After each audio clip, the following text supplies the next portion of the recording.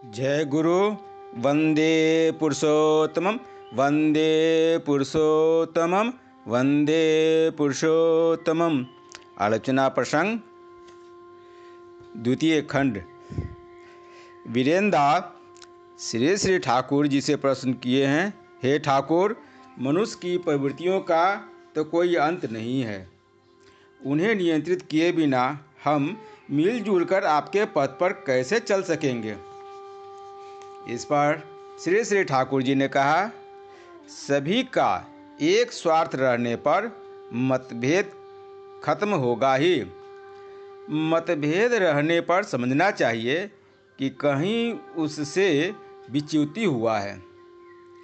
मतभेद सद्भावी और असंभावी के बीच एवं असद्भावी के बीच दोनों में ही हो सकता है। व्यक्ति दृढ़ प्रतिज्ञ होते हैं, इसलिए वे असद्भाव प्रवणता को बर्दाश्त नहीं कर सकते। वहाँ वे तनकर खड़े हो जाते हैं, किंतु व्यक्तिगत रूप से उनका किसी व्यक्ति के प्रति ऐसा आक्रोश नहीं रहता है कि उनका स्वभाव सुधर जाने पर भी उनके साथ वे मिलजुल कर नहीं चल सकते। प्रत्युत मनुष्य को सुधारने की झोंक उनमें खूब प्रबल देखी जाती है। इसलिए सद्भावी और असद्भावी के बीच जो मतभेद रहता है उसका एक सुष्ठु समाधान संभव है, किंतु असद्भावी और असद्भावी के बीच जो मतभेद रहता है उस मतभेद का समाधान कठिन है। चाहे एक धूर्त दूसरे धूर्त से जितना भी गले से गले क्यों न मिले, फिर भी उनके बीच थोड़ी खाई रह जाती है। उनके बीच जो मतभेद रहता है वह प्रकृति प्रदत्त ही है और उसे वह आवश्यक समझता है। वे असदुद्देश्य साधन के लिए अस्थायी भाव से पूर्ण रूपेण एकबद्ध हो जाएं तो वे उस एकबद्ध शक्ति के द्वारा दुनिया को बहुत क्षति पहुंचा सकते थे।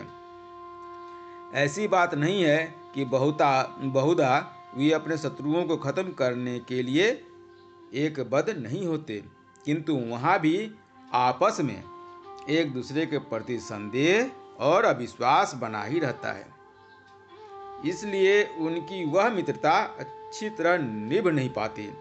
कहने का सार यह है कि आदर्श के प्रति चाव प्रबल होना चाहिए, तभी सब कुछ नियंत्रित होता है। क्या देखते नहीं कि एक प्रवृत्ति जब मनुष्य का स्वार्थ हो जाता है तो क्या नहीं करता। कानी बोस्टनी एक तरह के सन्यासी एवं सन्यासिनी की कथा कितनी तरह से लोग कहते हैं।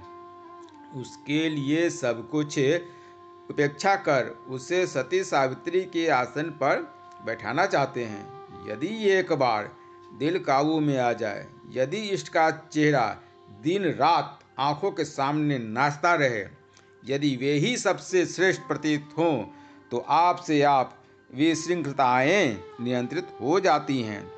नियंत्रण करने के बाद क्या वह अंतराशी होता है? ऐसा कभी नहीं होता है। और इसके अलावा एडजस्टमेंट नियंत्रण का दूसरा पथ भी नहीं है। जय गुरु।